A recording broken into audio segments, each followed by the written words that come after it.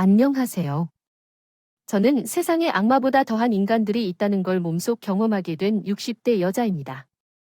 아무리 세상이 각박해지고 뉴스에 흉측한 사건 사고가 많이 나온다지만 제가 이런 일을 겪게 될 줄은 정말 몰랐습니다. 다시는 떠올리고 싶지 않은 그날의 기억에 대해서 한번 얘기해 보려고 해요. 찬찬히 얘기해 볼 테니 끝까지 잘 들어주셨으면 좋겠습니다. 젊은 시절에 저는 남편과 함께 아프리카 여행을 한 번 갔다 온 적이 있었어요. 어른들은 물론이고 조그만 아이들조차 먹을 게 없어서 굶어가고 마실 물이 없어 고여있는 더러운 물로 목을 죽이느냐, 온갖 병에 시달리는 사람들을 보고 정말 충격을 받았어요. 처음엔 자연 경관을 보려고 갔었던 건데 의도치 않게 그 뒤에 숨어있는 현지인들의 열악한 상황을 목격하게 된 거였죠. 의사였던 남편은 한국에 들어온 후에도 그게 계속 마음에 걸렸었나 봐요. 어느 날 저한테 이렇게 얘기하더라고요. 여보, 나 아프리카로 의료봉사 좀 다녀오려고. 한국에서 의사로 돈 버는 것도 좋지만 정말 의료가 필요한 사람들이 거기에 많이 있잖아. 한국엔 의사가 많으니 나 하나 없어도 상관없지만 그 사람들한테 나 같은 의사 한 명이어 사람의 생명을 살릴 수 있는 중요한 존재란 말이야. 이후 남편은 종종 아프리카로 의료봉사를 가기 시작했고 저도 몇 번 따라가다가 아이 남편과 함께 아프리카에 쭉 눌러 살게 되었답니다. 그 이후 저와 남편은 아들 하나, 딸 하나를 낳고 그곳에서 어려운 사람들을 도와주며 살았어요. 처음에 말도 안 통하고 불편했지만 몇 년 살다 보니 적응이 되더라고요. 저희 아들은 아프리카에서 평생 살았는데도 한국인의 피가 흐른다는 자부심이 상당했어요. 남편이 지인을 통해 구해다 준 세종대왕이나 이순신 장군 같은 사람들의 위인전을 닳고 닳도록 읽으면서 본인도 훌륭한 한국인이 돼야겠다고 항상 말하곤 했었죠. 결국 아들은 대학을 한국으로 가겠다고 선언하더니 한국에 있는 명문대에 들어가게 되었답니다. 아들이 비행기를 타고 한국으로 떠나던 날, 저는 걱정되는 마음에 아들에게 이렇게 말했어요. 성준아, 내가 비록 한국인의 핏줄을 가지고 있지만 평생 여기서 살았으니 막상 가보면 모든 게 낯설고 어색할 거야. 그래도 항상 엄마가 멀리서 응원하고 있다는 거 잊지 말고 정 힘들면 언제든지 다시 돌아와도 돼. 알았지네? 엄마 걱정하지 마세요. 저 한국에서 꼭 적응하고 친구도 많이 사귈 거예요. 엄마. 그럼 저 갈게요. 아들을 보내고 한동안은 걱정스러운 마음에 잠을 설칩니다. 그런데 다행히도 아들은 한국에서 잘 지내고 있는 것 같더라고요. 가끔씩 전화 통화를 하면 목소리가 그렇게 신나 보일 수가 없더라고요. 엄마, 여기 친구들 진짜 착한 것 같아요. 내가 아프리카에서 살다 왔다고 하니까 신기하다고 하면서 이것저것 챙겨주는 거 있죠? 어젠 친구들이랑 같이 학교 뒷산에 등도했는데 거기서 만난 어떤 등산객 아저씨한테 막걸리도 한 잔 얻어 먹었어요. 젊어서 팔팔하니 보기 좋다면서 화전도 한 조각 입에 넣어 주시던데 너무 맛있어서 눈이 튀어나오는 줄 알았다니까요. 이런 게 한국인의 정이라고 하나 봐요. 아이고. 친구들이랑 산에서 얼마나 설치고 다녔길래 모르는 아저씨가 파전아지죠. 하여튼 못 말린다니까 한국에서 지내는 게 그렇게 재밌어 그러며. 왜 짐작 안 하나 싶다니까요. 그리고 오늘은 친구들이랑 같이 치킨을 시켜 먹었는데 진짜 신기했어요. 그냥 학교 안에 있는 벤치에 앉아서 전화 한 통 했는데 조금 기다리니까 저희가 있는 곳까지 가져다 주더라고요. 근데 한국에선 이게 엄청 흔한 거래요.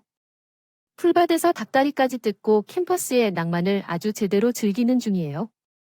아이고, 한국 땅 밟은 지 얼마나 됐다고 벌써 그새 적응을 다 해버렸네.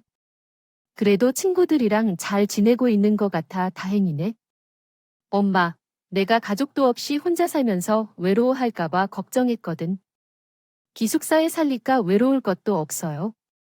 낮에는 계속 친구들하고 붙어 다니다가 저녁 되면 도서관 가서 공부도 같이 하고 잘 때도 룸메이트가 있어서 하나도 외로운 거 없어요. 그리고 주말에도 집에 안 가는 애들이 있어서 걔네랑 주말에도 같이 공부하든요. 엄마. 엄마도 한국 다시 들어와 보면 다시 한국에 눌러 앉고 싶어질 거려. 전 한국에 오길 정말 잘한 것 같아요. 아들이 즐겁게 지내는 걸 보니 정말 안심이 되더군요. 아들은 대학을 졸업해 취업도 한국에서 했습니다. 대기업 연구원으로 들어갔거든요.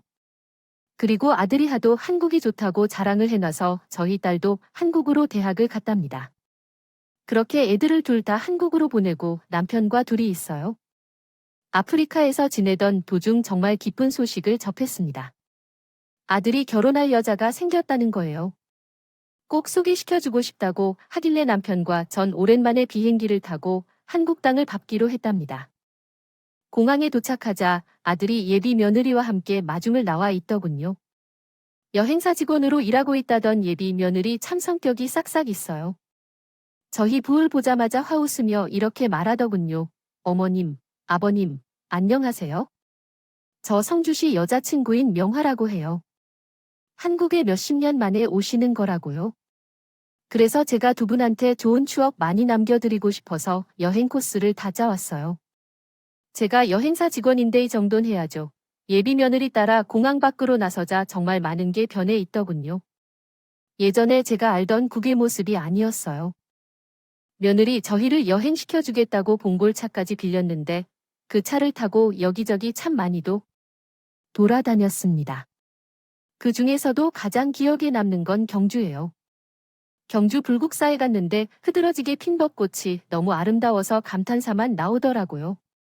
아이고야, 이게 무슨 일이래. 내 살다 이렇게 아름다운 풍경은 처음이다. 이런 건 사진으로만 봤지. 내가 무슨 현실이 아니라 그림 속에 들어와 있는 것 같네. 어머님, 경주가 원래 문화재도 많고 볼거리가 많아요. 아까 오면서 일반 길거리에도 기와집이 많은 거 보셨죠? 그러게, 주유소도 그렇고 파출소도 그렇고 다 기와집으로 되어 있더구나. 어쩜 이렇게 동네가 신기하니? 이게 바로 경주의 매력이에요. 어머님, 그럼 경주를 처음 보신 거예요? 들어보시기 하셨군요. 어머, 예, 당연히 들어봤지. 나는 한국 사람이야. 지금은 아프리카에 살지만 토종 한국인이라고. 그럼 어머님의 고향은 어디신데요? 난 저기 순천이요. 우와, 정말요. 순천도 풍경이 참 좋은데, 그럼 아버님도 순천 분이세요? 난 김해 출신이야. 우리 예비 며느리가 여행사 직원이라 오히려 나보다 더 빠삭하게 알겠구만. 아이, 그럼요. 다음에 또 한국에 들어오시면 제가 순천이 김해 쪽으로 여행 코스를 짜볼게요. 오랜만에 고향을 한번 가보시는 것도 괜찮잖아요. 싹싹하고 예쁜 며느리 덕에 저와 남편은 오랜만에 들어온 한국에서 관광을 실컷 할 수 있었답니다. 며느리가 직접 봉고차도 운전해 저희를 에스코트하고 식당도 맞지만 쏙쏙 골라서 음식을 했더라고요. 아프리카에서 오래 살면서 한국 음식이 그리웠는데 배가 터지도록 먹을 수 있어서 정말 행복했답니다. 저는 이런 며느리라는 아들의 배우자로서 더할 나위 없이 좋다고 생각했죠. 성격도 밝고 어른들한테도 잘하니 아들과 오순도순 잘 살 거라고 생각했어요. 그래서 아들의 결혼을 허락하게 되었답니다. 그 후 저희 부부는 한국에 들어온 김에 예비사돈도 만났어요. 예비사돈은 시골에서 돼지 농장을 운영하고 있다고 하더라고요. 한정식 집에서 만났는데 바깥 사돈의 얼굴을 보고 조금 놀랐습니다. 얼굴도 까맣고 인상도 거칠어 보이는 게 조금 무서웠거든요. 게다가 웃음기도 별로 없더라고요. 저는 분위기를 풀어보고 싶어 바깥 사돈한테 말을 걸어봤어요. 사돈님, 저희 성준이가 외국에서 오래 자라서 한국 문화에 대해 조금 모르는 점이 있을지도 몰라요. 혹시 그런 일이 있더라도 너그럽게 이해해 주시고 가르쳐 주셨으면 좋겠습니다. 아네, 그렇게 하죠. 굳은 얼굴로 짧게 대답하는 바깥 사돈을 보고 조금 당황스러웠어요. 그런데 그때 며느리가 나서서 이렇게 얘기하더군요. 어머님, 저희 아빠가 원래 조금 무뚝뚝하세요. 그래도 점은 많은 분이니까 너무 걱정하지 마세요. 성준 씨하고도 금방 친해지고 잘 지낼 거예요. 그 말에 저는 제가 첫인상만 보고 오해한 것 같다는 생각이 들었습니다. 들었어요? 그래서 상무사히 마치고 몇 달 뒤 애들을 결혼시키게 되었답니다. 저희 아들은 결혼 후에 며느리랑 잘 지내는 것 같았어요. 저랑 영상통화도 자주 했는데 그때마다 기분이 좋아 보였거든요. 하루는 며느리가 갑자기 저한테 영상통화를 걸어서 바다를 보여준 적이 있었어요. 어머님, 여기 야경죽이죠. 오랜만에 이랑 같이 드라이브 하다가 회 한 접시 먹으러 왔는데 어머님 생각나서 전화해봤어요. 아이고, 정말 화면으로만 보는데도 너무 예쁘구나. 우리 성준이간에 덕에 좋은 것도 많이 다니고 참 고맙다. 아가, 에이, 이게 왜 제 덕이에요? 제가 여행지 많이 알긴 해도 이가 잘 맞춰주니까 같이 다닐 수 있는 거죠. 집구석에서 맨날 TV만 보는 남자들도 얼마나 많은데요.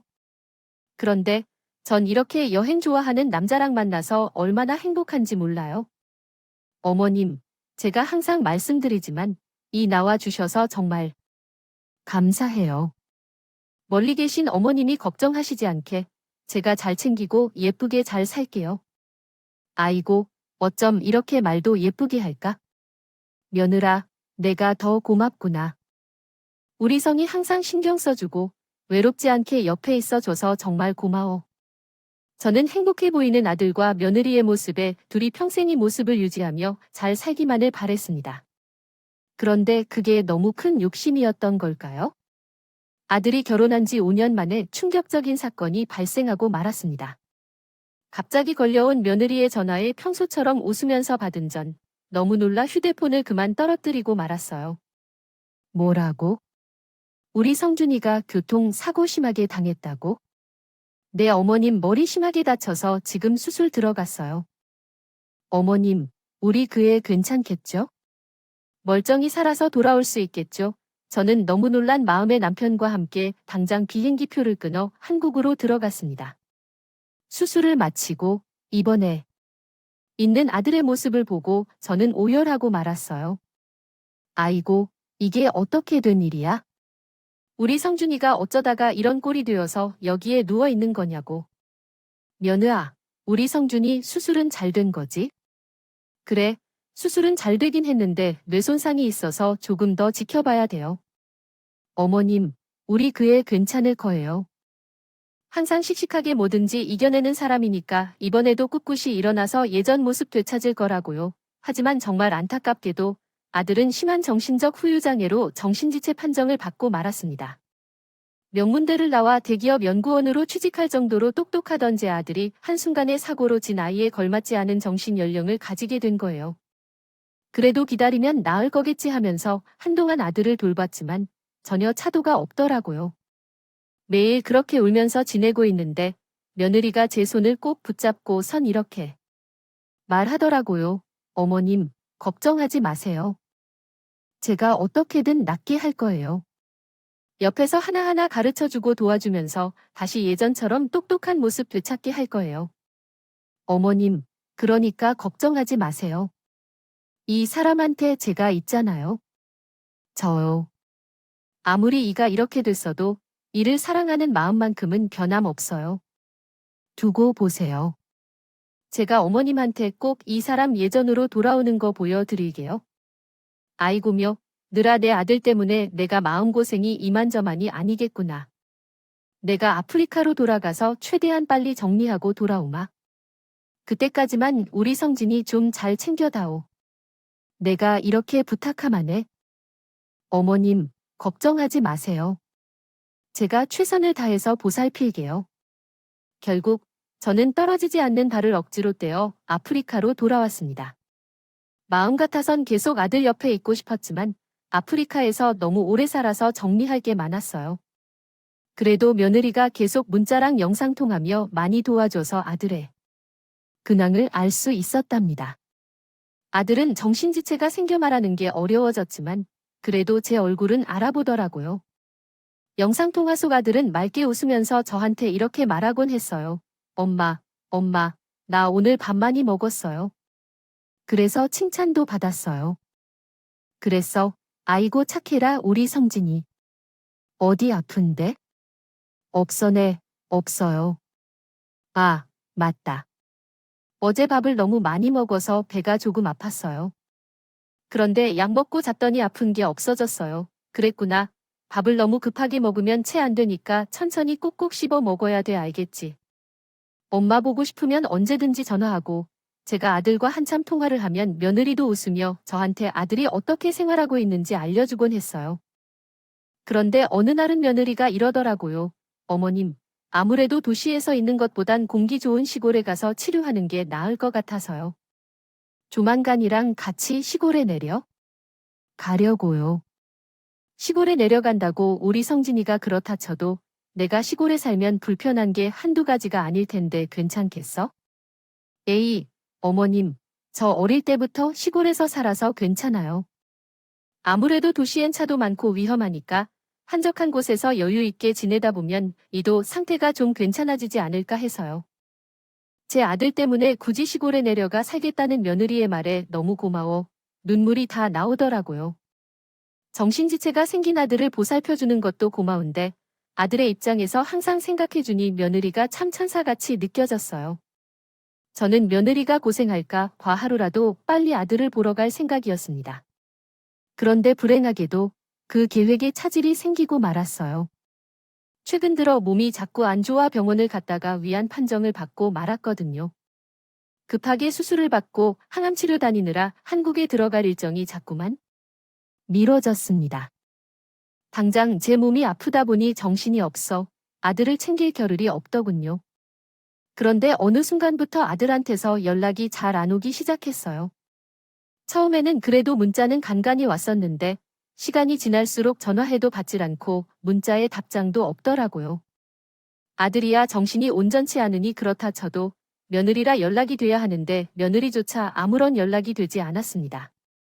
너무 걱정이 되어 당장이라도 한국에 들어가고 싶었지만 제 몸이 이러니 쉽게 움직일 수가 없더라고요.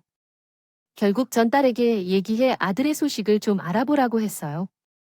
그런데 한참 뒤 딸에게서 이렇게 연락이 오더군요. 엄마, 아무래도 이상해. 오빠가 살던 신혼집 가서 전에 살던 사람들 어디 갔냐고 물어보니까 모른다고 하고 오빠 친구들 연락처도 수소문에 알아냈는데 전화해보니까 다들 최근에 연락한 적이 없다고 하더라고. 오빠가 다니던 회사에도 찾아가 보고 할 수 있는 건 다 해봤는데 오빠의 흔적이 아무데도 없어. 엄마, 그 사돈 어른께서 돼지 농장 한다고 했지. 거기라도 가볼까? 혹시 위치 알아? 너 혼자서 거기에 가? 아니야, 엄마가 조만간 한국으로 들어갈 테니까 그때 같이 가보자. 그 전에 돼지 농장이 어디쯤 있는지 내가 확인 좀 해볼래? 엄마도 정확한 주소 모르고 지역만 알고 있는데 그 지역에 있는 돼지 농장 좀 찾아봐 줘라. 아휴, 내가 몸만 멀쩡해도 지금 당장 가는 건데 내 몸이 성취하느니 마음대로 움직일 수도 없고. 이거 참 답답해 죽겠구나. 결국 전 병원에서 치료를 받고 회복하느라 아들한테서 연락을 끊긴 지 1년이 조금 넘어서야 한국에 들어갈 수 있었어요. 남편과 함께 딸을 만나 딸이 미리 알아본 돼지 농장 쪽으로 향했습니다. 한참을 차로 달려가 보니 집이 한 채 보이더군요. 뭔가 익숙해 보여서 곰곰이 생각해 보니 예전에 며느리와 영상 통화했을 때 봤던 집인 거였어요. 같았어요. 저는 저기가 사돈댁이라는 직감에 다짜고짜 가서 문을 두드렸습니다. 그러자 안쪽에서 안사돈이 나오더군요. 안사돈 절 보자마자 화들짝 놀라선 이렇게 말했어요. 어머, 사부인서 여긴 어쩐 일이세요? 아프리카에 계신 거 아니었나요? 사부인, 저희 아들이 연락이 안 돼서요. 혹시 저희 아들 어디서 어떻게 지내고 있는지 알고 계시나요? 안사돈, 반님하고 연락하실 거 아니에요? 사부인, 글쎄요. 저도 그게 참 궁금하네요. 저희 딸이랑 연락 안 된 지 한참 됐거든요네. 안사돈, 그게 정말이에요?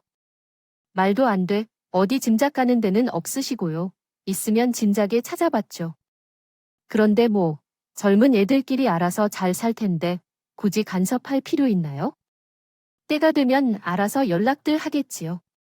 사부인서도 너무 신경 쓰지 마세요. 머린 애들도 아니고 다 큰 애들인데 뭐 저는 믿을 수 없는 얘기에 순간 머리에 뭔가 얻어맞은 듯한 기분이 들었습니다.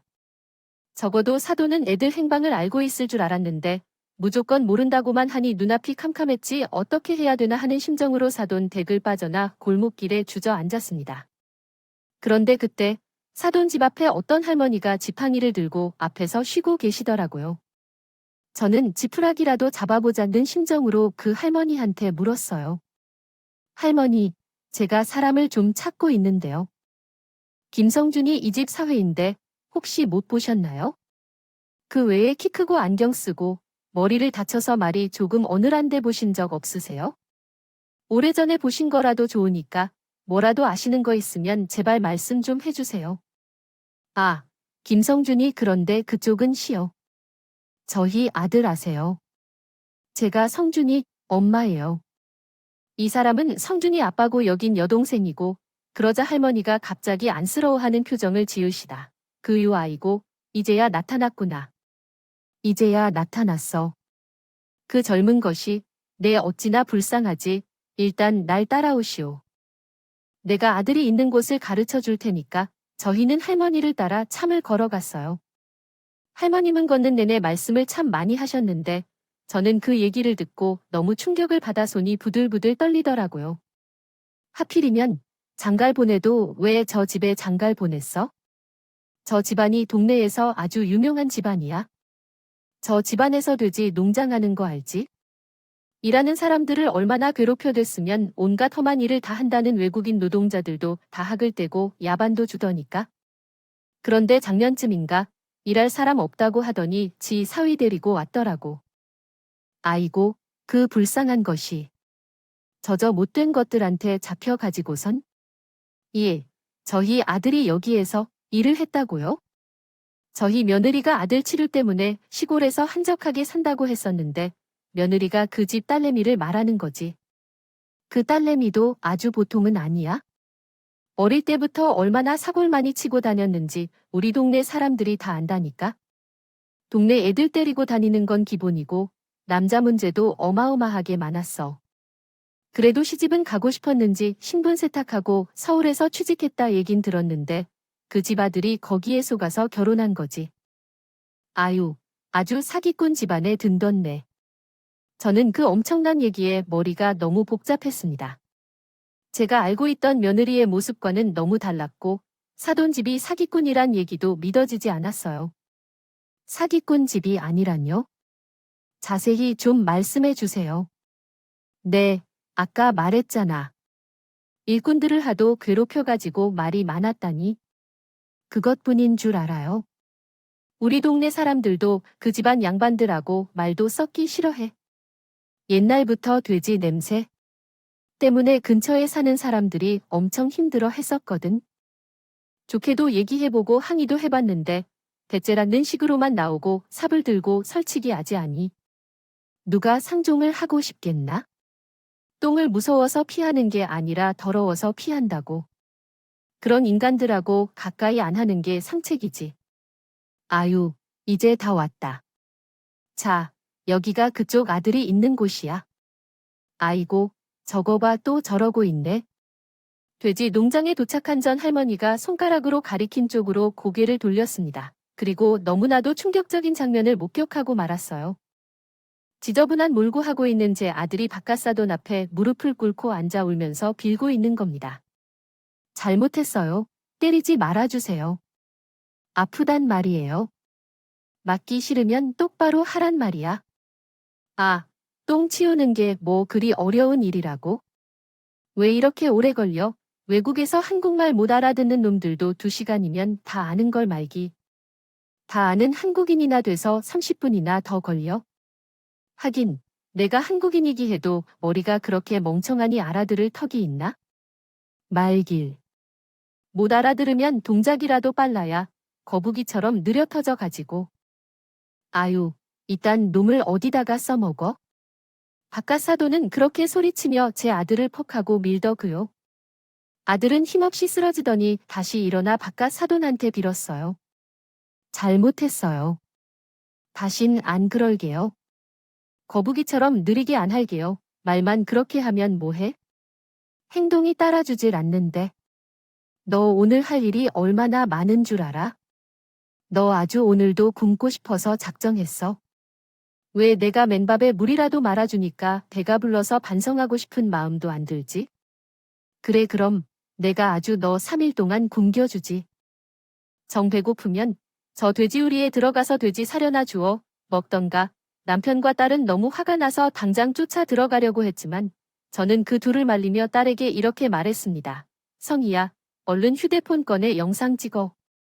내 저것들 아주 가만히 안 둘 거야. 딸은 조용히 휴대폰을 들어 그 모든 장면을 촬영하기 시작했고 이 사실을 모르고 있던 바깥사도는 계속해서 제 아들에게 막말을 했습니다. 하긴, 넌 배가 고프면 돼지 사료도 먹을래야? 머리가 아주 마탱이가 가서 뭐가 똥이고 뭐가 된 장인 줄도 모르지? 잘 됐네. 안 그래?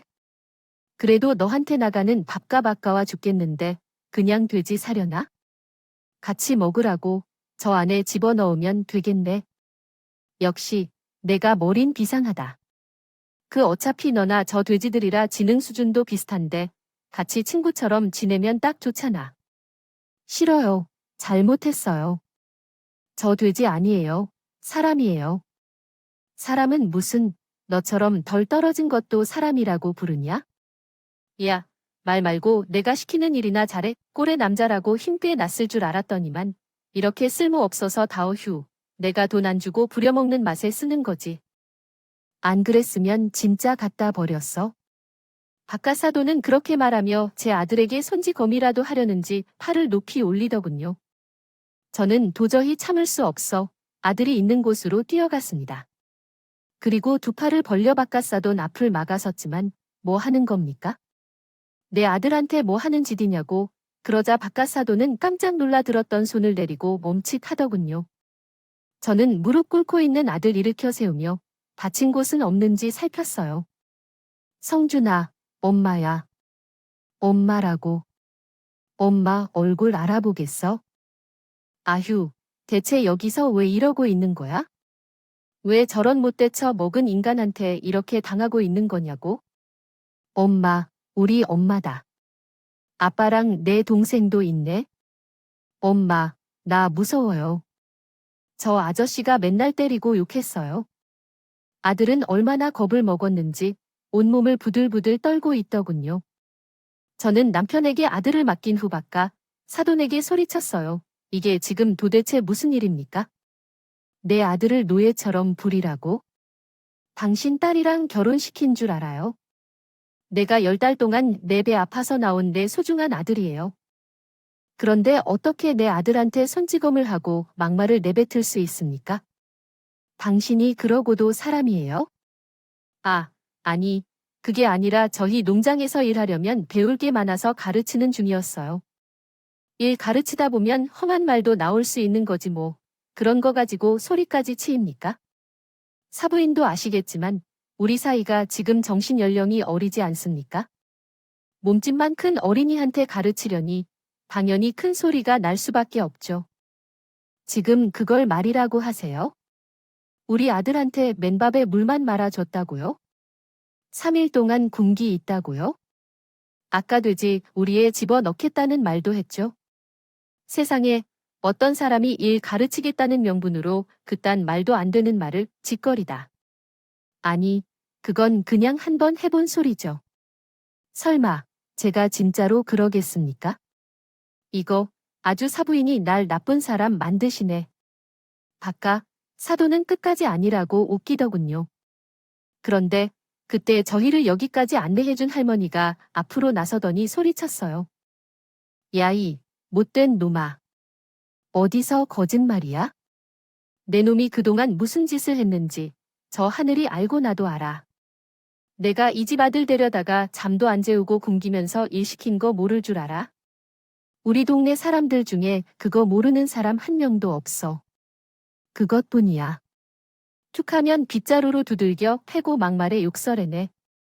그 쩌렁쩌렁 울리는 목소리가 어찌나 큰지 귀 안 좋은 나도 다 들었다고. 어디서 부끄러운 줄도 모르고 거짓말이야. 너 그러다가 천벌 받아 알아. A씨, 할머니, 왜 남의 일에 참견이요?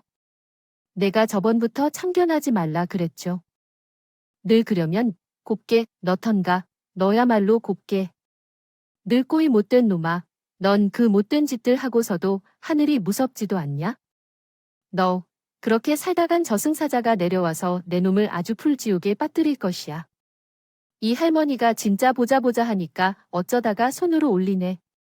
왜 나한테까지 손지어 하려고 그래? 어디 때려봐. 난 어차피 살 만큼 살아서 이승의 미련도 없으니까. 어디 한번 해볼 테면 해보라고. 그런데 그때 안사돈한테서 연락을 받았는지 며느리가 허겁지겁 달려오더니 다 떨어진 옷에 흙투성이가 되어 있는 아들과 달리 멀끔한 행색을 하고 있는 며느리를 보자 머리끝까지 화가 났습니다. 어머님, 이게 무슨 일이에요? 갑자기 여긴 어떻게 오신 거예요? 너야말로 이게 다 무슨 일인지 설명 좀 해봐라. 넌 내 아들 책임지고 보살피다면 공기 좋은 곳에서 여유롭게 살면서 치료한다며 그게 여기도 시골 맞잖아요. 그리고 집에서 가만히 있는? 겉보단 이렇게 나와서 뭐라도 해야 정신이 돌아오죠. 그리고 저희 가족도 일 안 시키려고 했어요. 그런데야 먼저 쉽다면서 자발적으로 한다는데 그럼 어떡해요? 말도 안 되는 소리 하고 있네. 내 아들이 자발적으로 일한다고 했다고? 그래 진짜 그 말이 맞는지 어디 확인해보자. 성준아, 정말 내가 여기서 일한다고 했니? 사실대로 엄마한테 얘기해봐. 내가 먼저 여기에서 일하겠다고 한 거 맞아.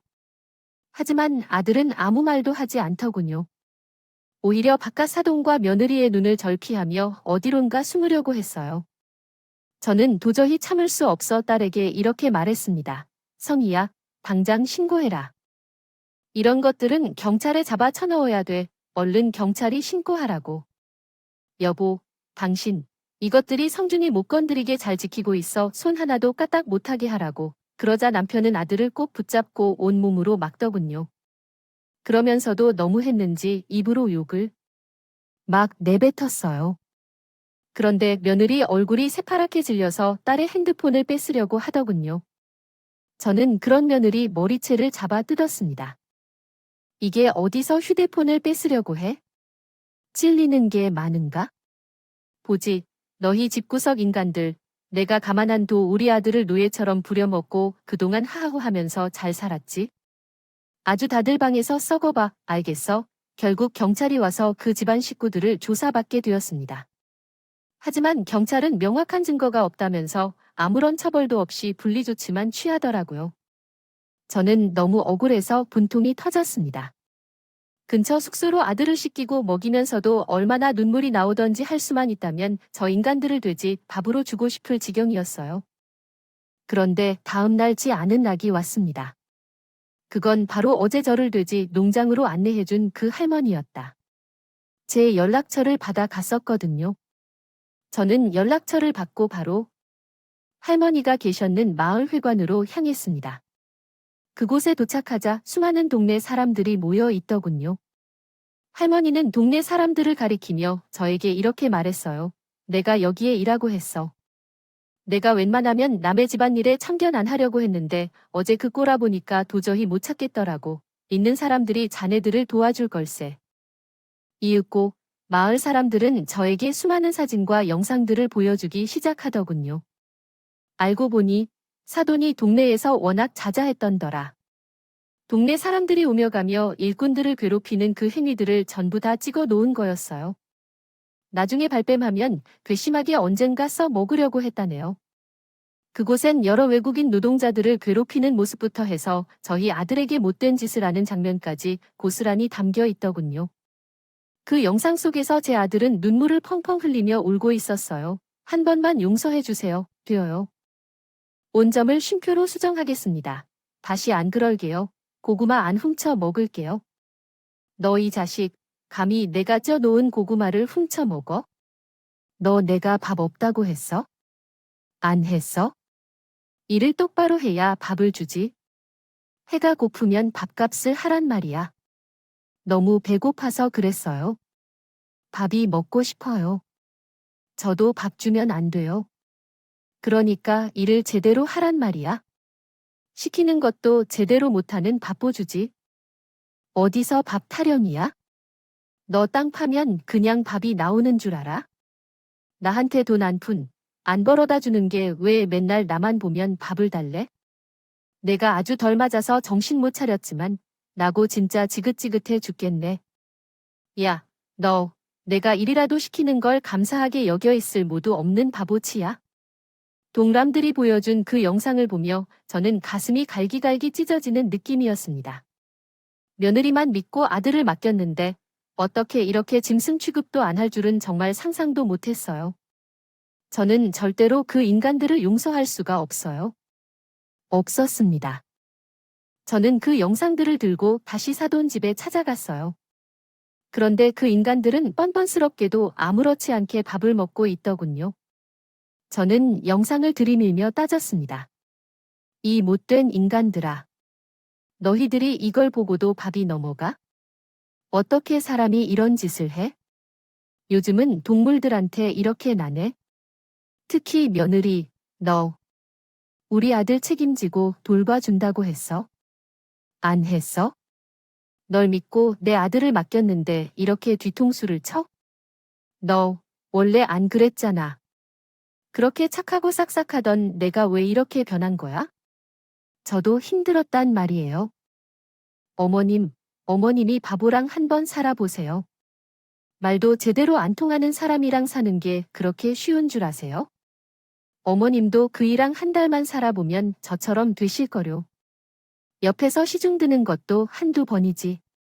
사람 정신이 아주 미친다고. 그래서 그걸 지금 변명이라고 하는 거냐? 그렇게 힘들면 나한테 연락해서 데리고 가라고 하던가. 감히. 내 아들을 너희 집으로 데려와서 멋은 마냥 부려먹고 괴롭혀. 그래서, 라고요? 저도 너무 힘들어서 저희 엄마, 아빠한테 맡긴 것뿐이에요. 그리고 어차피 그 바보 같은 나들 데려갔으면 됐잖아요. 저는 적반하장으로 소리치는 며느리를 보고 너무 화가 나서 며느리의 뺨을 3개 후려쳤어요. 지금 저 치신 거예요. 그래, 쳤다. 억울하면 신고해.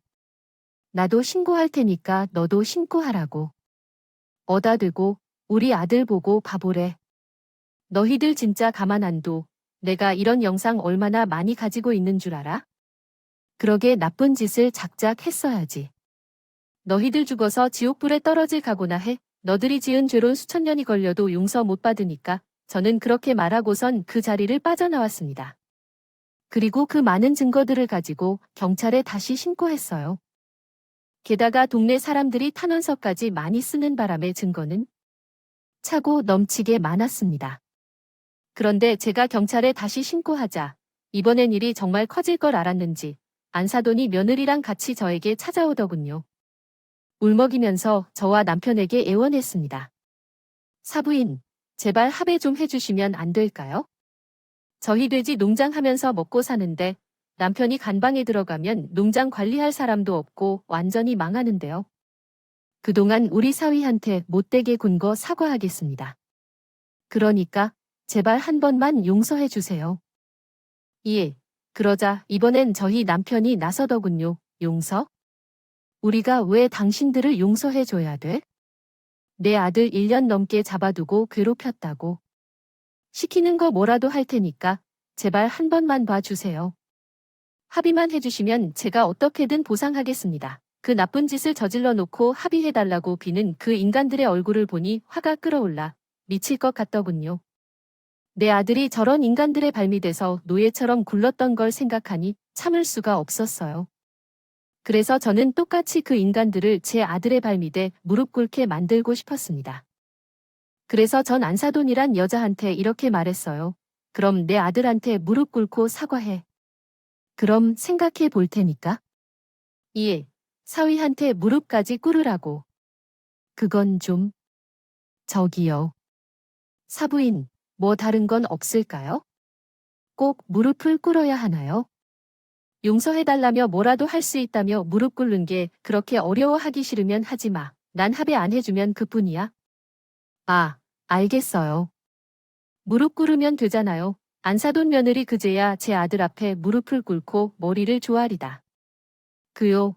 그러고서 눈물까지 보이며 용서 빌었습니다. 자네, 내가 정말 미안하네. 우리 남편이 자네를 괴롭힐 때 내가 말렸어야 하는데 말리지는 못할 망정 맞장구나 치고. 내가 정말 못된 여편네야? 내가 평생 마음속으로 사죄할 테니 제발 용서해주면 안 되겠나? 여보, 내가 다 잘못했어. 아빠가 당신처럼 지능이 낮은 사람은 큰 소리를 쳐야 알아들을 수 있다길래 그래도 되는 줄 알았어. 그게 점점 심해져서 당신을 괴롭히는 줄도 모르고 방치만 했던 거 정말 미안해. 내가 정말 미친 사람이야. 사랑해서 결혼했는데 이렇게 못된 짓만 하다니. 여보, 내가 정말 뭐라고 용서 빌어야 될지 모르겠어. 정말 미안해. 둘이 그렇게 용서 빌었지만 진심이라는 생각은 전혀 들지 않더군요. 겨우 이 정도로 반성할 인간들이었다면 애초에 그런 짓을 하지도 않았겠죠. 저는 그 구질구질한 얘기를 더 이상 듣고 싶지도 않아 아들에게 이렇게 말했습니다. 성준아, 가자. 더 이상 들을 필요도 없어. 가신다고요? 합의는 해주시는 거죠? 합의. 내가 미쳤다고 합의를 해 주신다면서 무릎 꿇고 사과하면 합의해 주신다고 했잖아요. 내가 언제 합의해 준다고 그랬어? 생각해 본다고 했지. 내 아들한테 바보 취급하더니 말기 못 알아듣는 거 보니까 너희들이 더 바보. 그만 사람 한 명을 아주 망가뜨려 놓고 뻔뻔하게 용서받을 생각을 해. 너희들은 무인도에 떨어뜨려서 굶겨 죽여도 정신 못 차릴 인간들이야. 난 합의해 줄 생각 절대 없어. 그래서 죄값 달게 받고 죽을 때까지 반성할 생각이나 해. 알았어. 그렇게 말하고선 아들의 손을 잡고 그 자리를 떠났습니다. 이후 경찰 조사가 본격적으로 이루어지기 시작했고 결국 안사돈과 며느리 벌금형을 받고 바깥사돈이란 그 인간은 구속되고 말았어요. 알고 보니 젊었을 때 폭력 전과가 여러 번 있더라고요. 역시 개버릇 남 못 준다고. 원래부터 쓰레기였던 인간이 또 쓰레기짓 하다가 아예 간방에 들어가게 된 거죠. 아주 간방에 평생 썩었으면 좋겠다는 생각이 들었습니다. 그런 인간은 이 사회악이요. 비록 제 아들이 그 집에서 고생한 시간을 되돌릴 순 없지만 그래도 법적으로 처벌할 수 있게 되어 정말 다행이라는 생각이 들었어요. 제가 이렇게 할 수 있었던 건 다 마을 주민들 덕분이었습니다. 저는 그인의 구속 사실을 듣고 나서 마을 회관을 다시 찾아갔어요. 미리 연락을 받은 그 할머니께서 동네 주민분들을 미리 마을 회관에 또 모아 놓으셨더라고요. 저는 마을 사람들에게 한 분 한 분 고개를 숙이며 인사를 했답니다. 정말 감사합니다. 어르신들이 안 계셨으면 저희 아들은 억울한 걸 풀지도 못할 뻔했어요. 처음에 경찰에 신고했을 때 증거가 없다고 분리조치만 하는 걸 보고 어찌나 업장이 무너지던 어르신들 덕분에 그 나쁜 인간 간방에 집어넣고 벌금까지 선고하게 되었으니 제 속이 다 시원합니다. 이게 다 어르신들이 도와주신 덕분이에요. 그러자 동네 사람들은 고마울 거 없다면서 제 아들 칭찬을 해주시더군요. 우리도 그쪽 아들이 너무 착해서 도와준 거야 라는 말을 했거든요. 그 집에서 사람 취급도 못 받고 고생하는 거 뻔히야. 우리만 보면 웃으면서 꼬박꼬박 인사도 잘하고 그랬거든. 그럴 때마다 도와주지 못해 얼마나 짠하고 마음이 아프던지. 그 인간들은 그쪽 아들한테 바보라고 하지만 우리가 볼 땐 전혀 바보로 안 느껴져. 얼마나 똘망똘망하고 바른 사람인데 우리가 진작에 먼저 나서 줬어야 됐는데 이제야 용기 내서 오히려 미안하지. 그래도 그 인간들 갑받게 생겼으니 얼마나 잘 됐는지 몰라. 우리 마을 사람들도 그 집안 인간들 때문에 속 많이 썩었거나 저를 따뜻하게 안아주시던 거죠. 저는 너무도 감사한 마음에 몇 번이고 감사 인사를 하고 돌아왔어요. 그리고 그 이후 저는 아직 남아있는 것들을 해결하기 시작했습니다. 아들은 당연히 이혼시키고요. 소송을 통해 그동안 아들이 그곳에서 일했던 대가는 물론이고 정신적 손해보상까지 청구해 받아냈다고 합니다. 증거가 차고 넘치니 할 수 있는 게 많다고 하네요. 그리고 전 잠시 딸에게 아들을 맡긴 뒤 아프리카에 가서 그곳 생활을 정리했습니다. 그동안 멀리 떨어져 살면서 자식들을 챙겨주지 못한 게 너무 한이 되었거든요. 제가 아들 옆에 붙어 있었다면 이런 일은 벌어지지 않았을 텐데요. 가병에 걸리는 바람에 이제서야 아들을 되찾을 수 있다는 사실에 정말 많이 눈물을 흘렸습니다. 그리고 시간이 흘러 그 일이 있은 지도 벌써 2년이 지났네요. 저와 남편은 아프리카 생활을 정리하고 한국으로 넘어와 정착해 살고 있어요. 암 치료도 한국에서 계속 받고 있고요. 아들은 얼마 전 복지센터 안에 있는 카페에서 일을 시작했다고 하네요. 예전처럼 뭐만 쓰는 직업은 못하지만 그래도 우리 아들이요. 같은 장애인들이 일할 수 있는 자리가 있다는 걸 참 감사하게 생각하고 있어요. 그동안 저희 애들과 떨어져 지낼 시간이 참 길었는데 이젠 다 같이 한 집에서 지내니 너무 행복하더라고요. 그동안 함께하지 못한 시간을 지금이라도 채우고 싶은 마음에 저희 가족은 아침에 일어나자마자 아들을 꼭 안아주며 이렇게 얘기해 준답니다. 성준아, 사랑한다. 넌 정말 소중한 사람이야. 오빠 나도 오빠 너무 사랑해. 오빠, 세상에서 하나뿐인 나의 소중한 사람이야. 저희 가족들이 이렇게 말해주면 아들은 활짝 웃으며 너무 좋아하더라고요. 매일 듣는 얘기인데도 지겹지 않은가 봐요. 이번 교회로 저희 가족은 더 돈독해지고 있는 중이랍니다. 지금 제 얘기를 들으시는 분들 중에서도 주변 저희 아들처럼 사고나 기타 이후로 안 좋은 일을 겪은 사람이 있을 겁니다. 그 사람이 가족이 됐든 친구가 됐든 한 번씩 이렇게 따뜻한 말 한마디 해주시면 어떨까요? 별거 아닌 그 말 한마디에 당사자는 큰 힘을 얻을 수도 있답니다. 명신보감에 이런 말이 있대요. 아기 그릇에 가득 차면 하늘은 반드시 이것을 깨뜨린다. 못된 짓을 하면 언젠가는 벌을 받는다는 뜻이겠죠?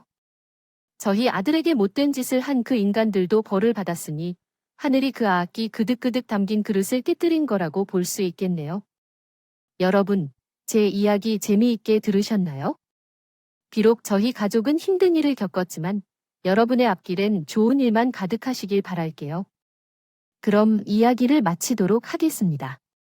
들어주셔서 정말 감사합니다.